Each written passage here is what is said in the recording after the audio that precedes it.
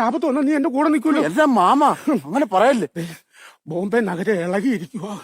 Side അങ്ങനെ അവിടെ താഴെ വീണു. അങ്ങനല്ല പറയുന്നത്, പോലീസുകാർ പുറകെ ഉണ്ട്. അതെന്താ കാര്യം എന്തോന്ന് പറ. ഞാൻ ജോലി ചെയ്ത സ്ഥലത്ത് ക്ലീനിങ്ങിനുണ്ടായിരുന്നതാ.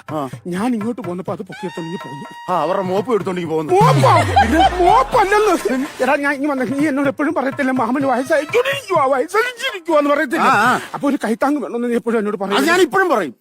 വണ്ടിക്കകത്ത് ഇരിപ്പുണ്ട്, ഞാൻ കൊണ്ടുവന്നിട്ടുണ്ട് അവിടുന്ന്. അല്ലെങ്കിൽ ഞാൻ വേറെ സെക്കൻഡ് ഹാൻഡ് ഇവിടെ മേടിച്ചു വെച്ചിട്ടുണ്ടായിരുന്നു. സ്ട്രക്ചർ അല്ലേ അവിടുന്നുണ്ട്. ഞാൻ അതല്ലെന്ന്.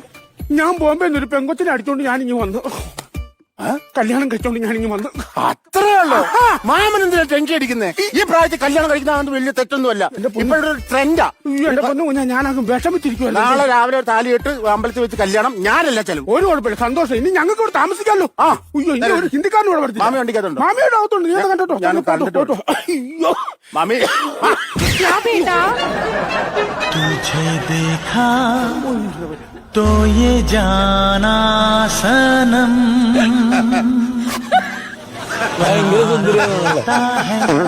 दीवाना सनम.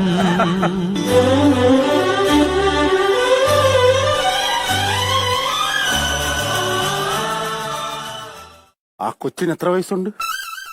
28 വയസ്സ്. നിനക്കെത്ര ഉണ്ടാ പട്ടി? മാമനല്ലേ ചോദിച്ചതിന് മറുപടി പറയാ. ഈ കർക്കിടകം പോയാൽ 66. ആ കടയിൽ പോയി അവർ ബീഡി മേടിച്ചോണ്ട് വരാവോ? എനിക്ക് അവിടെ വരെ നടക്കാൻ പോവാൻ. എനിക്ക് നടുവിന് വേദനയുള്ള. ആ കടയിൽ വരെ പോകാത്തവൻ ഈ കർക്കിടകം വരെ പോകുന്ന എന്തുകൊണ്ടാ ഗ്യാരണ്ടി?